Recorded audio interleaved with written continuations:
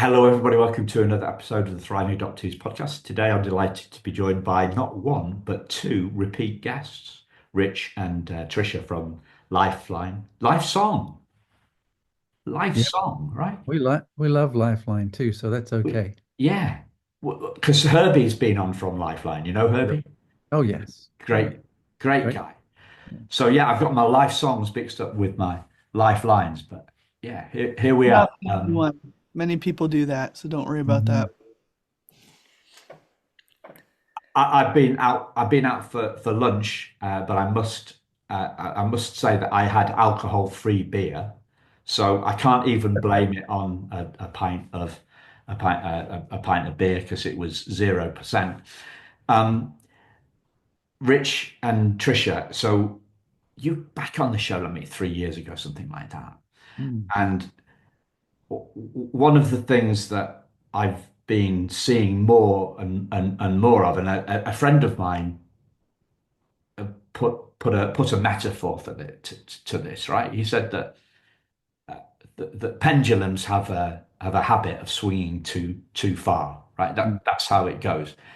And my feel is that we've gone from trauma informed and trauma responsive to trauma obsessed, when it would be a lot more hopeful, helpful, and beneficial if we were to actually see our wholeness, right? See our wholeness under under the trauma.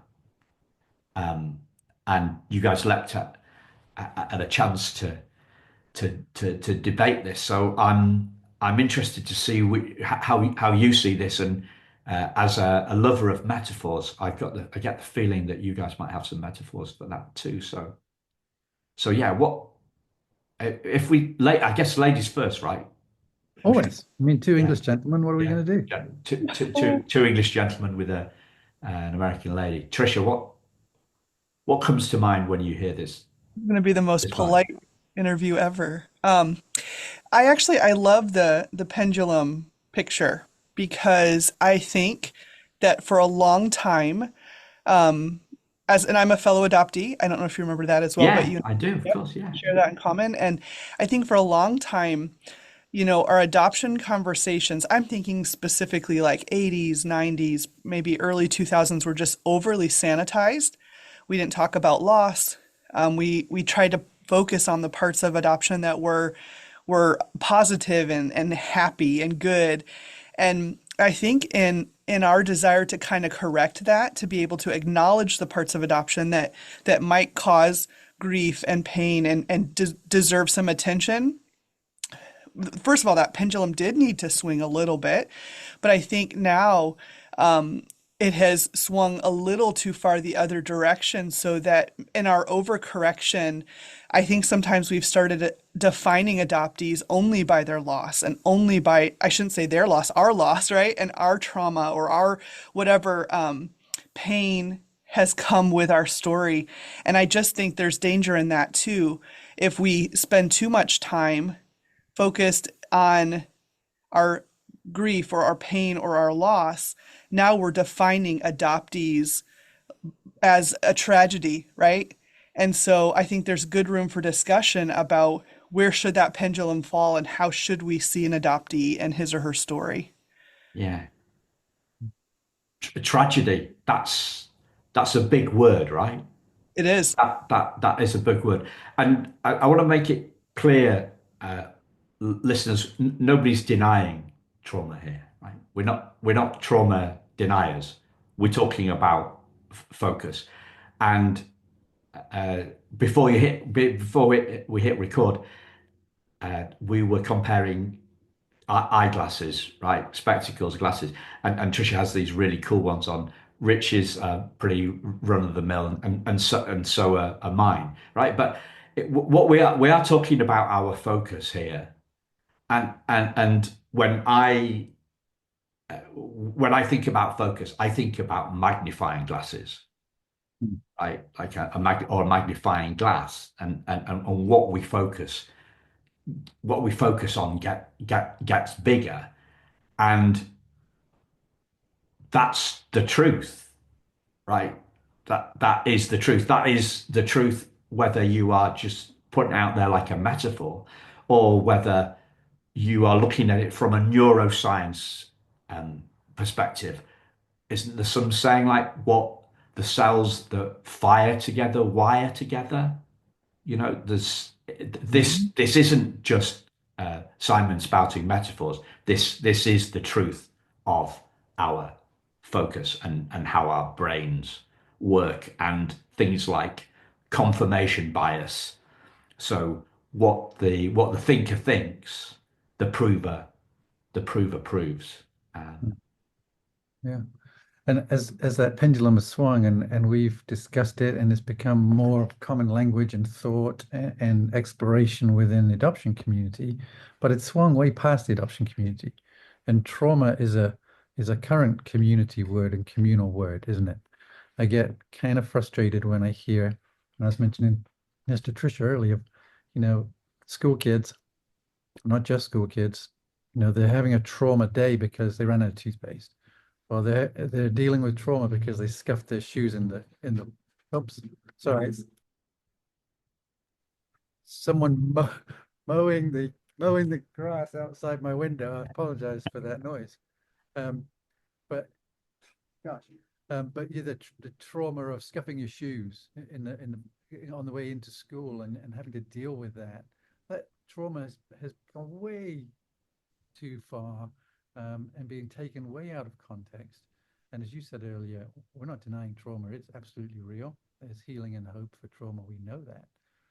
But the person is the key.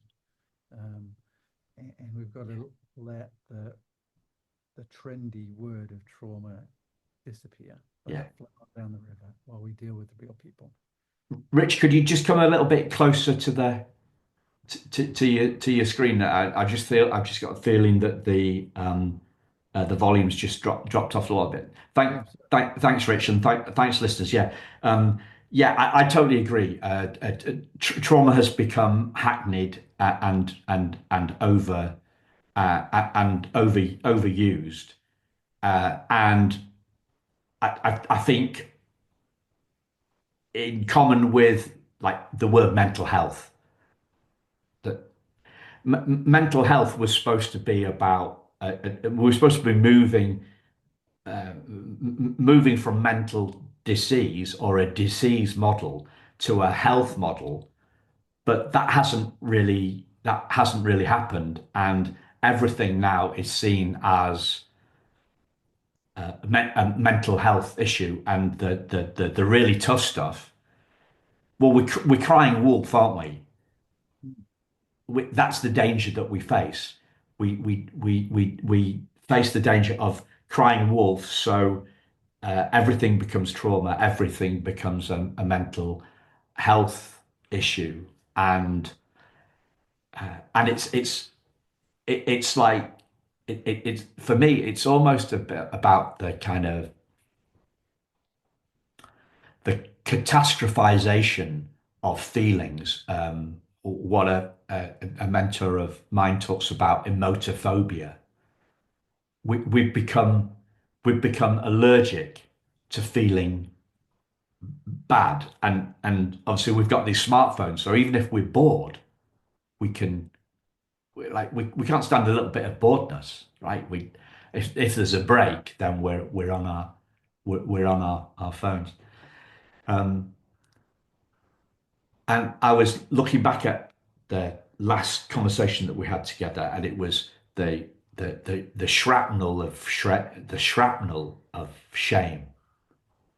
And isn't that another slightly catastrophizing view of this, right?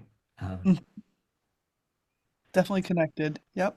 so maybe even then we were over dramatizing it for the sake me, right, over dramatizing it for the sake of for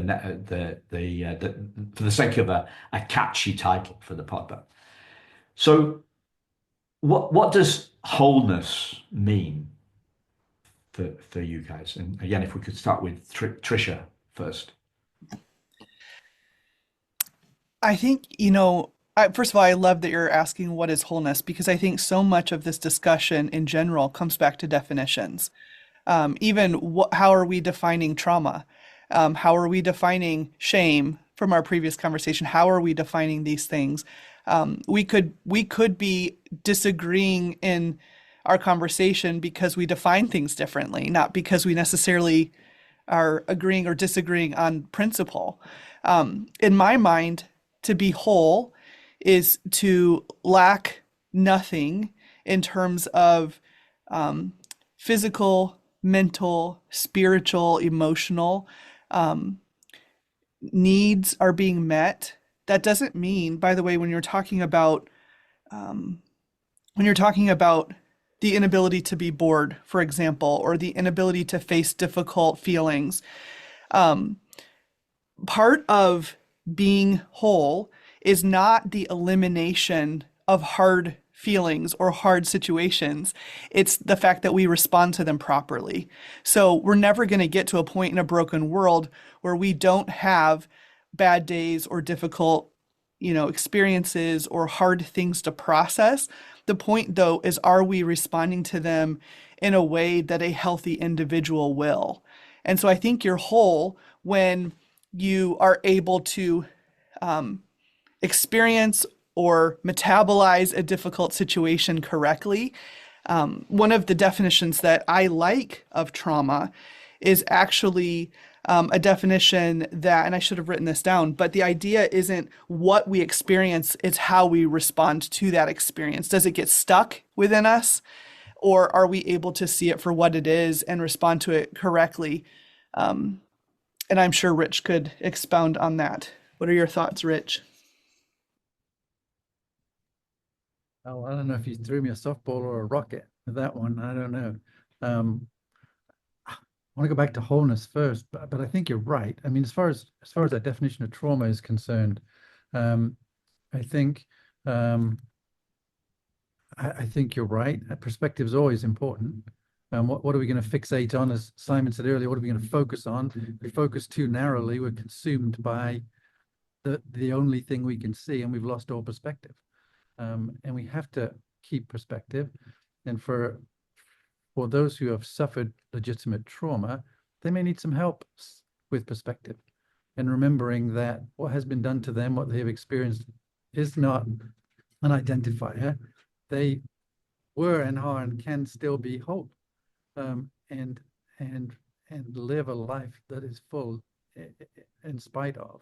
But a lot of times we need a little help refocusing, and we need to be willing to help others refocus, which means we have to have the right perspective ourselves too.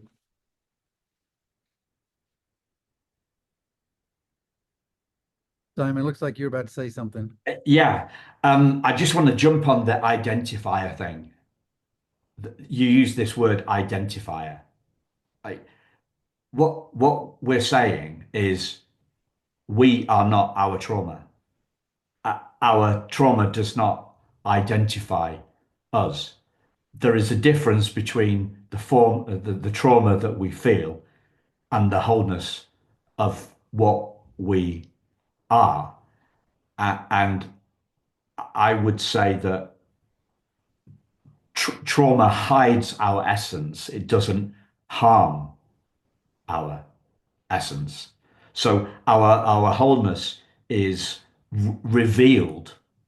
Right? Our wholeness is revealed, like when we take a heavy coat off. Uh, Trisha's had some bad, an okay winter, but a tough spring instead of terms of storms, right? So when we take off our, if trauma was a coat, a heavy coat, our essence is revealed when we take off the coat and then the jumper and then the undergarments, like maybe some sort of like fine gauge thermal stuff that we've got underneath, right? So maybe trauma is using that. We could use trauma as the heavy part of the trauma might be some shame, right? The mid layer might be maybe some fear, right? Fear of future rejection, And the base layer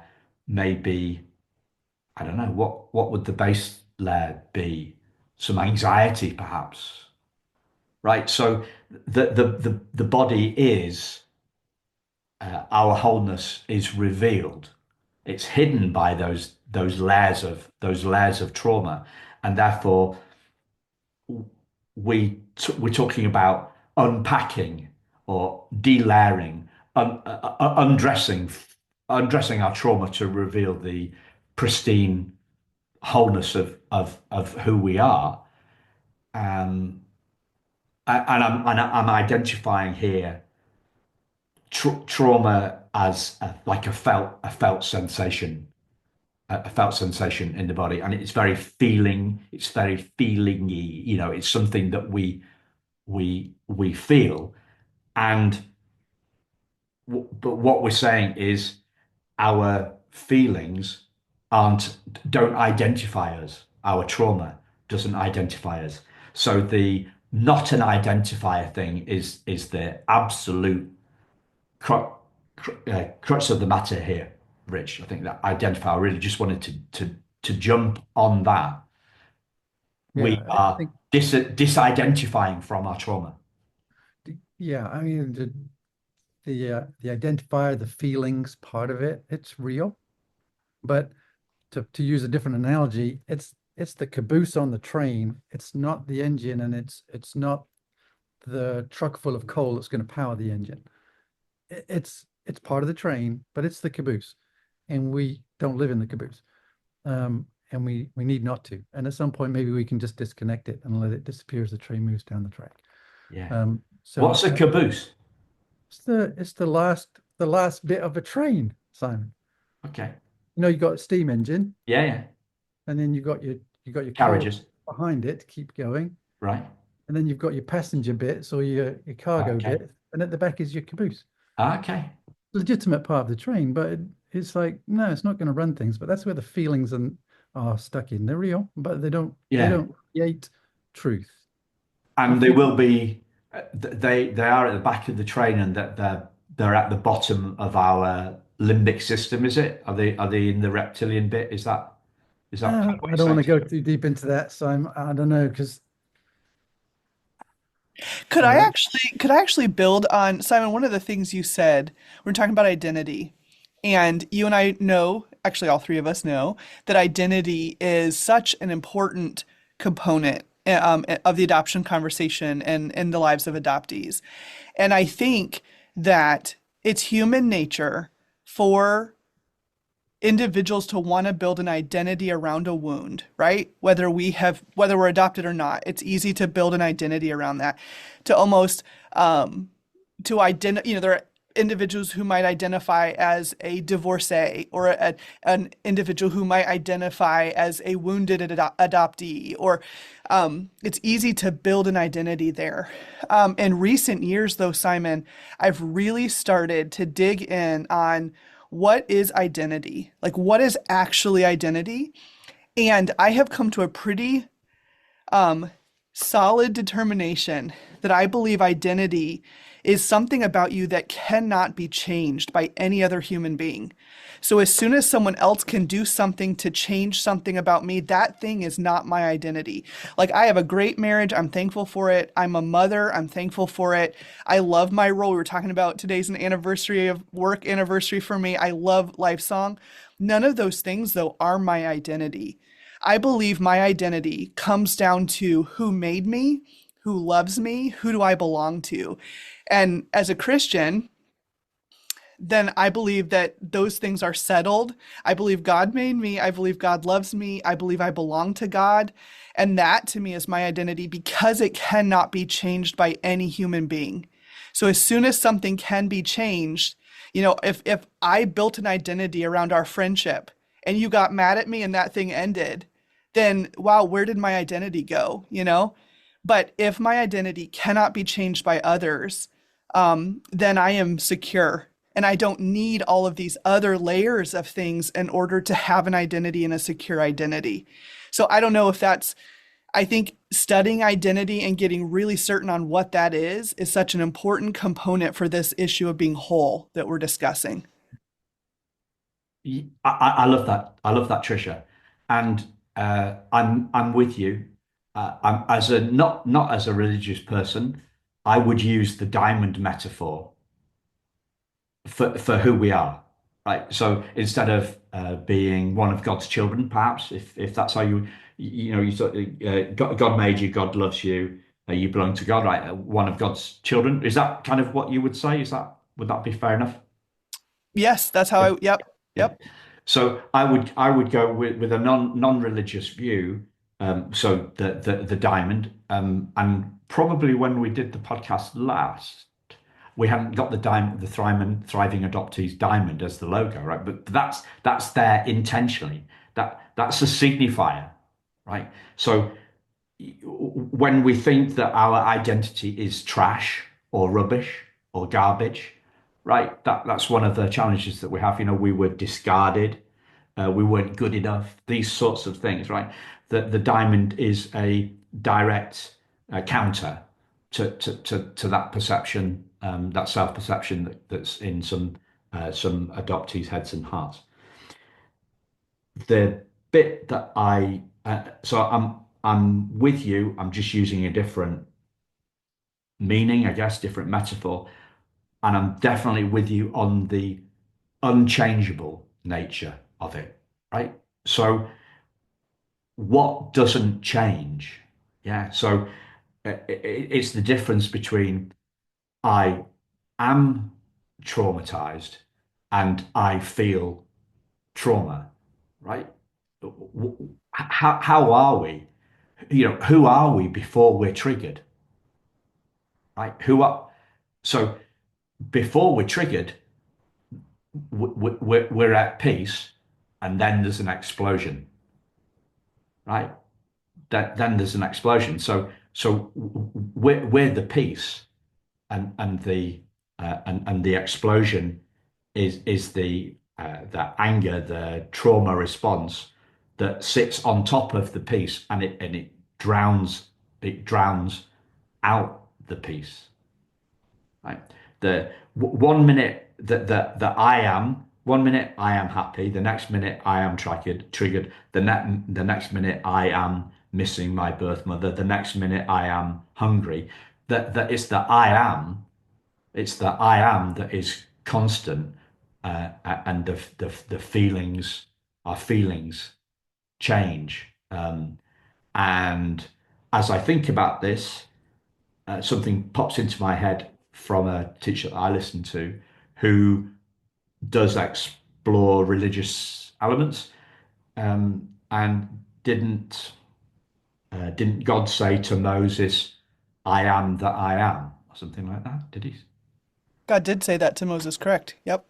So we're talking about the I amness. We're talking about the being, and the uh, the feeling comes. The feeling, the label, anything that changes comes after the being. It isn't our being. Now, this makes perfect sense to me, but I'm beginning to think I'd love to hear whether it makes sense to you guys. Well, we'd agree with you that God said, I am, but he didn't say that we are. Um, he, we would say because we honestly believe that he made us, that means we're not God. So when I get triggered when I hear someone saying, I am, because no, God is the only I Okay. am. And he made us, but that gives us an identity that is way more secure than anything we can cook up for ourselves or hope for ourselves or dream for ourselves. And I love that one of the things that drew me to this conversation was you saying there's more, this underneathness rather than the trauma, because growing up in England, as you did, um, some teacher told me Darwin was right, and that we just evolved over time because of a series of maladaptions and problems, basically traumas. Well, if that is true, then we should celebrate the trauma, focus on the trauma, dive into the trauma because it's what makes us better. But what you've said in this conversation and what we feel is that that's not actually all that we are. That there's more. That yes, there's brokenness and there's hurt and there's suffering in the world. Some inflicted on us and some self-inflicted and some just from a broken world. But we are more than that. We were more than that. We will be more than that. And that speaks to the God who made us for more than that, not to us being everything in ourselves. Because if Darwin was right, the trauma is to be celebrated because it's what gives us uniqueness and power, but it's actually not. The truth is, God has made us to understand our identity, which is to understand and know Him. And suffering in the world is something we cannot get away with. In fact, Jesus told us, in this world you will suffer, you will have trouble, but take heart because I've overcome the world. That suffering, enduring suffering in the right way produces perseverance, and perseverance produces character, and character produces hope, and hope will not put us to shame because it brings us to our Creator and it allows us to fully understand our identity. I like your diamond picture because it reflects like crazy. But even the most beautiful diamond, somebody has chiseled it and shaped it. It didn't come that way. I love a pearl because it is perfect just the way you find it. And I think that's true of every person. Now, there's, like you said, those outer layers, those garments of trauma that have been laid on somebody, that they can be shed, they can be taken off because the overcoat of trauma doesn't define the person. That perfect pearl, diamond for your analogy, is still inside. And we can peel off that because there is a great I am who made each one of us to know that and know Him. Love it, Rich. Love it. I was working on a presentation for tomorrow this morning, and an image popped into my head. There's a Japanese art where they have you seen this? Where they put gold, they Oh, fix a broken pots. broken Yeah, they fix a yeah, broken vase yeah. with gold, and that seems to me that was the metaphor that popped into my head when you were talking about how Darwin would see it. That that it's stronger because of it's stronger because of the gold that now glues it together. And at first glance, that kind of seems right, but it's not for me. It's more like I think that we're more like a rubber ball, right? We because we bounce Mm, bounce back. We're not broken. We weren't broken and then put together with put together with this gold like these Japanese sculptures are. We were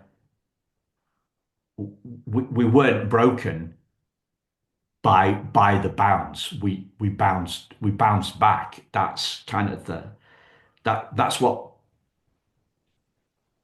post-traumatic growth is. It's bouncing back. It's bouncing back higher. It's not about being broken and gluing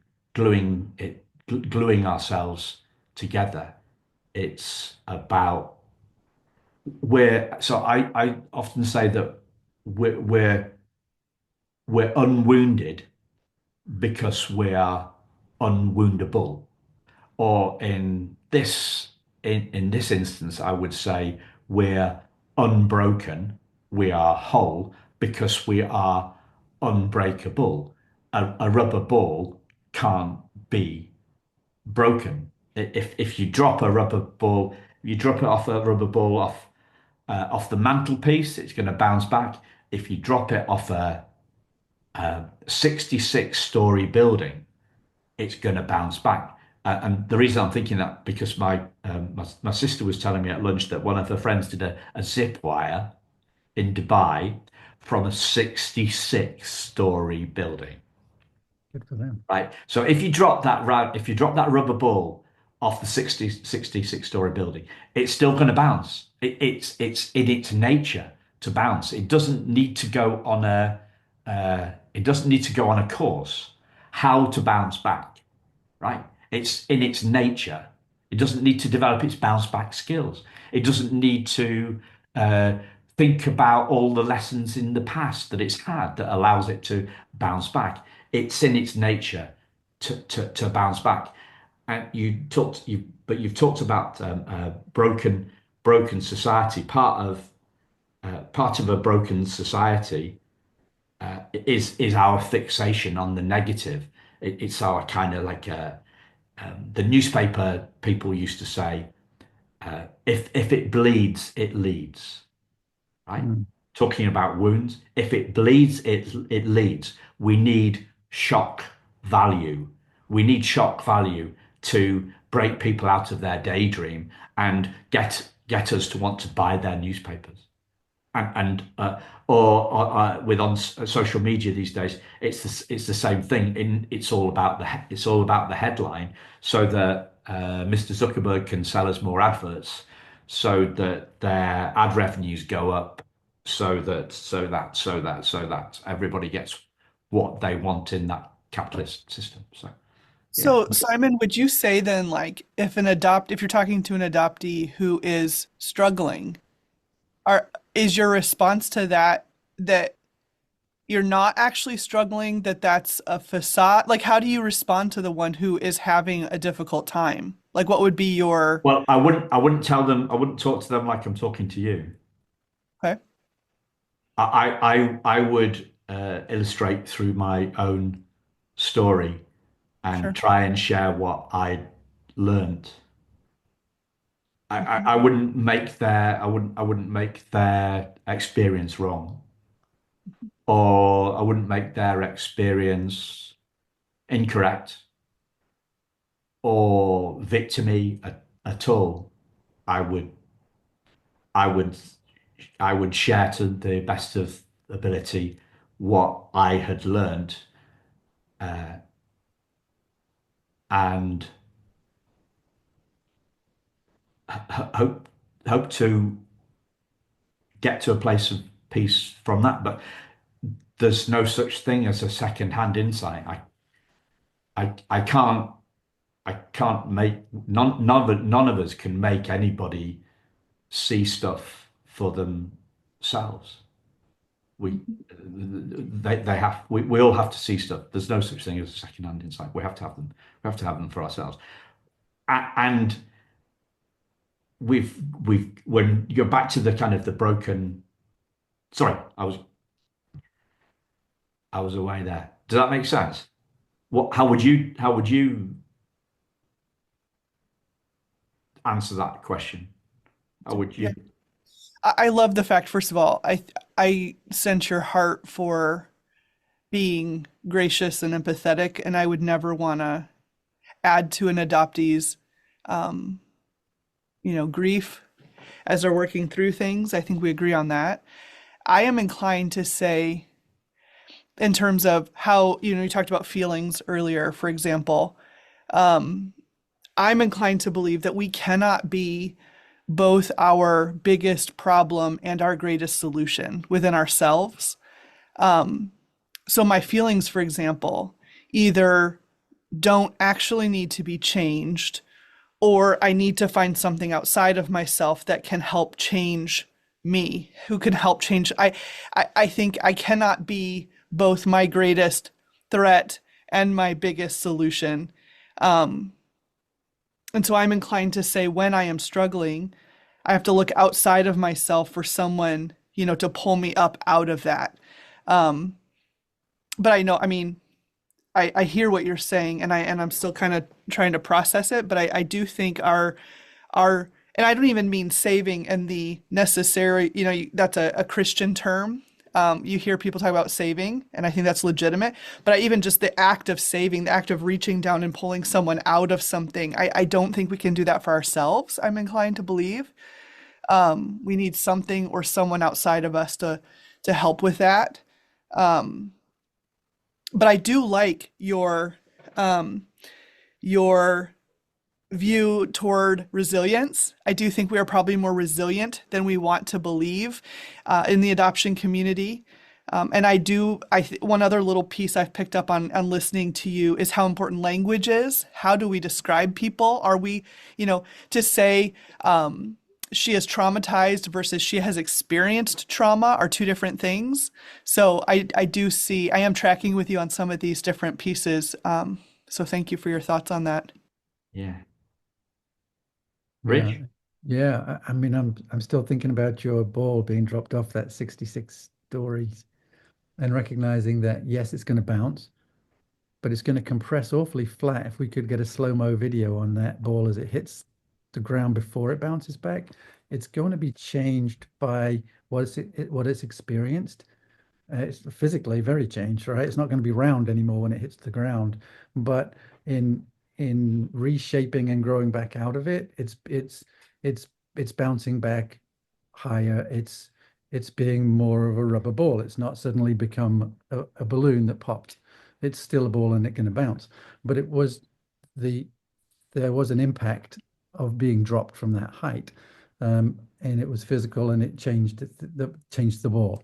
Um, and I'm not saying, well, won't take that too far, but I think that ball bounces and the ball bounces and the ball bounces and realizes I can overcome these hardships, but and I'm still a ball, but the ball still got to understand what am I here for?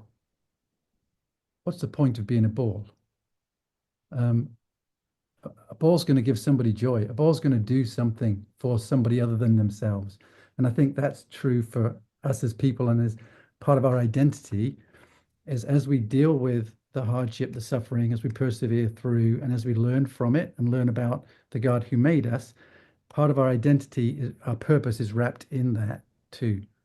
For God first and for other people, and then we're more whole and complete in ourselves when we finally get there.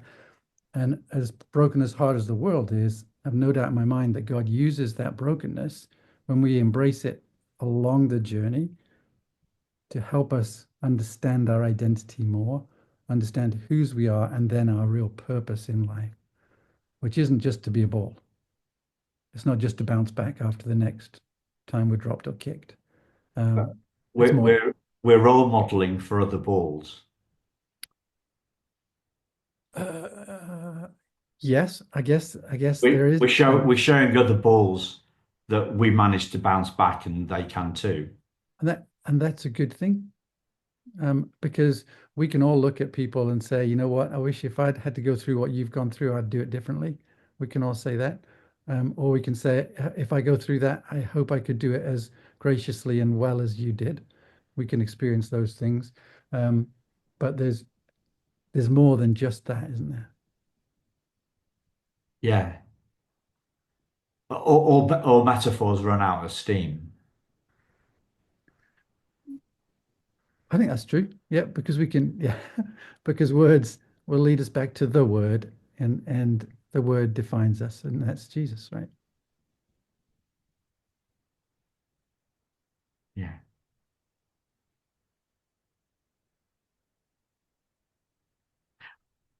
Another take on wholeness for me Hmm. is accepting, and this was um, this popped into my head hearing something that you said, Trisha. Uh, Accepting the whole of our emotions, accepting the whole of our emotions. So when I get near this, I often talk about, if we're walking a tight if we're walking a tightrope up in the top of the big top, the circus tent. If we know that if we've fallen once and there's been, if God's been there to catch us or the safety net's been there to catch us, and we have bounced on that net and we've and we've been okay, we've landed okay, then we're less worried next time. So we're less emotophobic. Basically, we I'm talking about myself here, worrying less about worrying, right? So I used to worry about worrying, right? So why am I worrying? I've been on all these courses. I'm still worrying. I shouldn't be worrying. And basically, like we're trying to do. Do you remember King Canute, Rich, from your history lessons? He was the guy that tried to hold back the waves. There you go. Right? Yeah. So King Canute's like it's 10th century or something like that, right? It's around the time of the Norman conquest, 1066. That's 11th century. Isn't it? But King Canute tried to hold back the waves. So I remember doing a really poor drawing because I'm not particularly good at drawing with pencils and stuff. And yeah, I did this drawing of, we had to draw for our homework, had to draw King Canute trying to hold back the waves, right? So the metaphor here is we're trying to hold back our feelings. Um, and there's is an REO Speedwagon song. I can't fight these feelings anymore. Bit of a slightly cheesy middle of the road song, right? I just can't fight these feelings anymore, right? Well, somebody's told us along the way that we have to fight bad feelings, and therefore we've become emotophobic. So I talked earlier on about the idea, like we're bored, so we have to look at our phone, or uh, we're worried, so we have to distract ourselves by the television, or or you can look at other stats around adoptees and addiction, right? So we're trying to numb we can't handle the feelings, so we try and numb ourselves out of it. We numb ourselves, so we've got booze, drugs, retail therapy, right? So this is the idea that so whoever came up with that was a master plan, wasn't it? Right? So, presumably that was a marketing guy that came up with this idea, retail therapy. You feel bad, go and spend some money, you'll feel good, right? That's what retail and comfort eating as well. Comfort eating, presumably, so you're feeling uncomfortable, put all this carb, put all this carb load of stuff down your neck, and you feel a lot better. But then you get overweight, right? So, so the central idea is that we we suppress, we numb out our feelings, and we do that in a number of different ways. And the flip of that is actually having grace for our feelings, welcoming our feelings, accepting all our feelings, rather than rejecting them. Can I add one thing though, Simon? And Keep going, yeah, of course. I I'm feel not like I trying at rambled a all. bit there. Sure, no. I'm not trying at all, by the way, to be a pain when I say this, but if you remember the conclusion to King Canute's conundrum, his I like what takeaway, you did with the alliteration there, yes, Trisha. thank Yeah, you. that's good. I'm a writer. I try to throw it in whenever I can. Anyway, once again, like the glasses, it distracts. But anyway, his takeaway, if I remember the story correctly, to his courtiers, or however you say that word, was that no earthly king has the power over the laws of nature. Ultimately, that's only God. And I think that, I mean, he wasn't being arrogant, right? He was trying to say that there is a limit to human control. And I actually think that goes beautifully with what we're trying to say, even when you talked about holding back the wave of emotion. I think there is still only a limit to what we can do, what can be expected. I mean, at the end of the day, there are still people who are hurting. At the end of the day, there are still people who are asking questions they want answers to. And we could tell them all day that they're resilient and that they can find the answer within themselves. But at the end of it, I feel like we're doing what King Canute did by trying to hold back that wave. And at the end, there is a limit to what we have the power to do. I think that's why it has to come, some solution has to come outside of ourselves ultimately. And that's just, again, that's just my opinion here. But I think, I love that you brought up that illustration of King Canute because I think it is apropos to the discussion. Yeah, I do think I agree. We have to go. Uh, I think I've got a compromise that allows us to go out of ourselves, or in a God way, right? God's going to help me out of this. I'm going to I'm going to pray on this. I'm going to give this my focus, and a better idea is going to come to me through God. Is kind of that? Is that what you're saying? Kind of roughly? I think it's a start. Okay, I think please. at the end of it, I think, not to sound like a broken record, but I just think like I can't be my own solution, I think. And that's probably a bigger conversation, but yeah. So the way I'm thinking about it, that would tie in a religious and a non-religious view of this, right? Would be I go to bed with something on my mind. I eventually drift off, and in the morning I wake up. Uh, I'm in a better frame of mind somehow, and the solution just pops into my head, right? So there's been a shift in my level of thinking. Some people might say there's been a shift in my level of consciousness. They might say that. And we're back to, or not back to, but I'm thinking about Einstein saying, we can't solve the problem with the same level of thinking that created it, right? So that's a non-religious view. A religious, and I'd be interested. Obviously, I'm asking you for your religious take on it. So a religious view of that might be something like, well, I had a challenge. I prayed on it. I joined with some friends in the congregation on a Sunday morning, and we prayed for a solution to this particular challenge, and we came to a solution through God, or God gave us the solution that in that manner. Would that be approximate to something, or please share share something that's far more truer to you than my kind of round the houses wiggle on it. Go for it, Rich. I feel like I've been talking a lot. No, he's No, it's pointing good. at me. I am because it's you. Yeah. You're rolling. No, I definitely think those are tools that can be useful.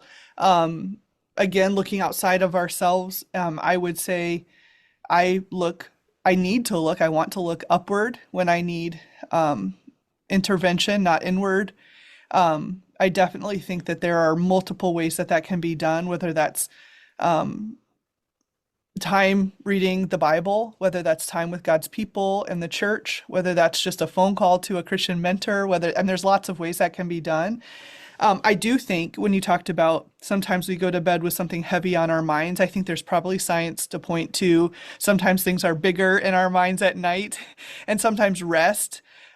There's a lovely story in the Old Testament where there was a prophet who was really struggling with something and essentially, and he said this much better than I'm going to say it, but essentially God's instruction to him was to eat something and get some rest. Sometimes there's logic to just making good choices and thinking through things carefully. Um, but I do think that um, that speaking from my own experience, that when I have prayed, when I have reached out and asked God for help, He has always given that help. It may look different, it may be a different tool, but He has always responded. And personally, I'm just deeply grateful for that. So, um, yeah, Brilliant. thanks for the question. I'm not Yeah, sure if I and I love how you brought it into the because we're talking mind body connection here, aren't we?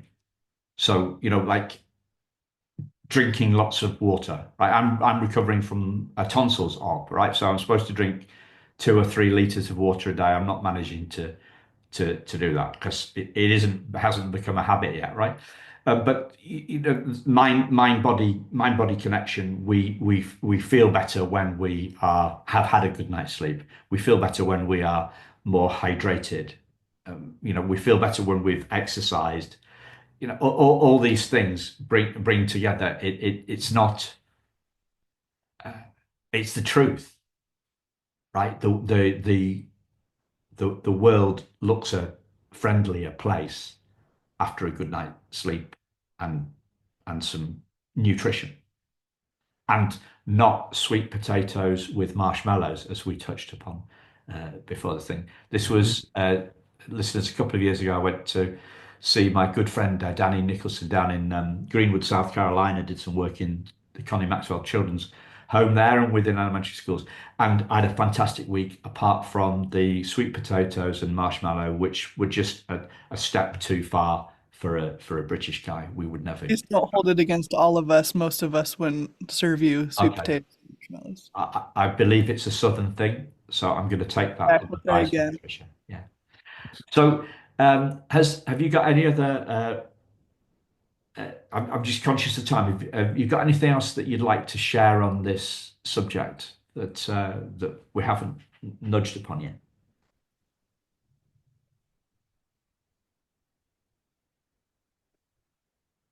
Well, Trisha, thanks for a second. I think it's just really healthy that we're seeing and looking for wholeness in spite of trauma, that we're allowing that to be trauma to be a part of the conversation, but clearly not allowing it to identify us or anybody else. Um, but but I would just say let's keep looking for the whys, and let's keep finding our identity and our purpose in and in spite of whatever whatever the suffering is, whoever and however the suffering's happened, Yeah. whatever trauma and legitimate trauma may have been caused, there's identity and purpose wrapped up in it. Yeah.